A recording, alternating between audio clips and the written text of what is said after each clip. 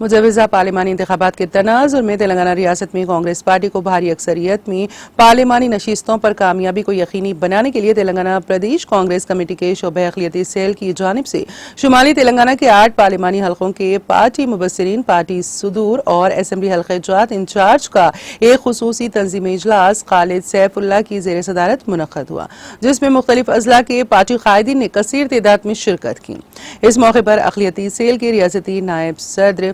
وہ بھونگیر پارلیمانی حلقے کے انچارج مبصر الحاج محمد جمال شریف ایڈوکیٹ نے اجلاس کو مخاطب کرتے ہوئے کہا کہ ملک و قوم اور ہندوستانی دستور کو بچانے کے لیے مرکز میں کانگریس پارٹی کو برسر اقتدار لانا انتہائی ناگزیر ہے۔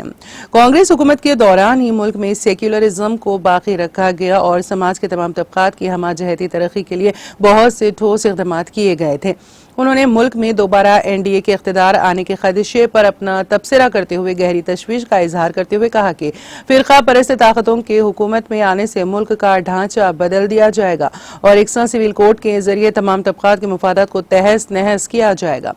محمد جمال شریف ایڈوکیٹ نے پارٹی قائدین اور کارکنوں پر زور دیا ہے کہ وہ 17 پارلیمانی حلقوں پر پارٹی امیدواروں کی کامیابی کے لیے اپنے ذاتی اختلافات کو بالائے طاق رکھتے ہوئے پارٹی امیدواروں کی کامیابی کے لیے سخت محنت کریں۔ محمد تاج الدین صدر ضلع کریم نگر، شیخ اکبر پاشا صدر پیداپلی اور دوسرے قائدین بھی اس اجلاس میں موجود تھے۔